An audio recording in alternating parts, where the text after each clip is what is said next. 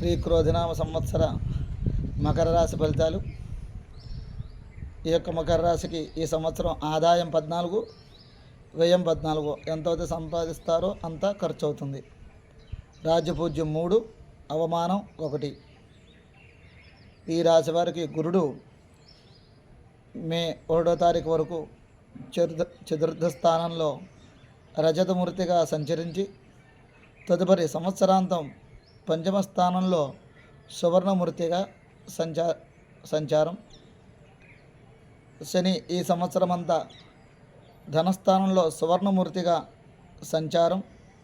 ఈ యొక్క శని సంచారం అంత అనుకూలమైనటువంటి కాదు, అనుకూలంగా లేదు. రాహువు ఈ సంవత్సరం అంతా తృతీయ స్థానంలో రజతమూర్తిగా సంచారం.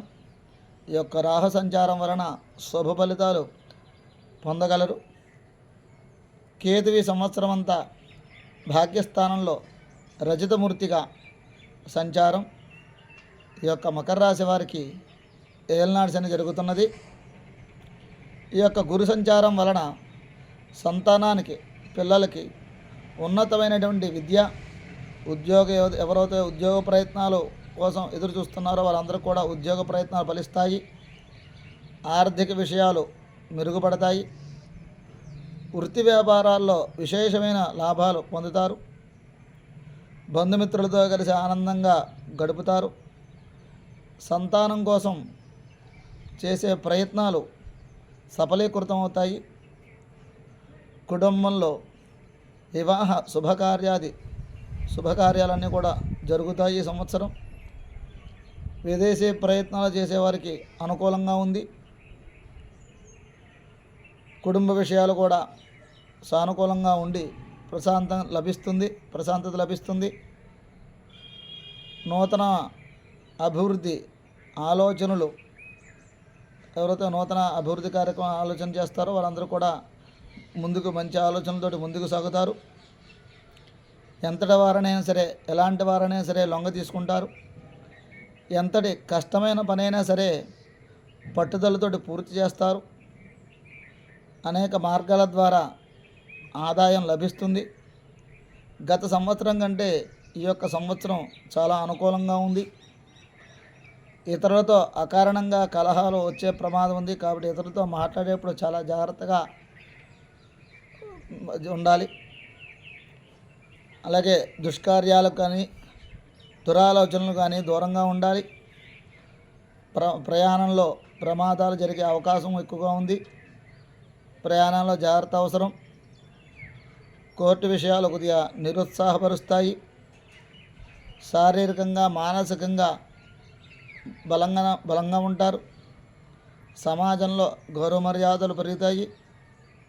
మీ యొక్క మాట కూడా విలువ పెరుగుతుంది. గృహం కానీ, భూ స్థిరాస్తులు కానీ, నూతన వస్తువులు ఏదైనా కొనుగోలు విషయంలో 1-2 సార్లు ఆలోచించి, దాంట్లో ఏమైనా సరే తిరకాసు ఏదైనా ఉంటే ఆలోచించి ఆ తర్వాత ఆ యొక్క స్థలాన్ని కొనుగోలు చేయడం అవసరం.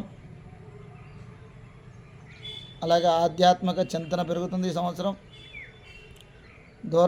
దూరపు బంధువర్గంతో అపకారం జరిగేటువంటి ప్రమాదం ఉన్నది. విద్యార్థులు విద్యందు శ్రద్ధ ఎక్కువగా చూపించాలి.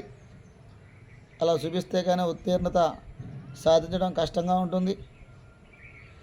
ఈ సంవత్సరం గత సంవత్సరం కంటే ఉత్సాహంగా గడుపుతారు.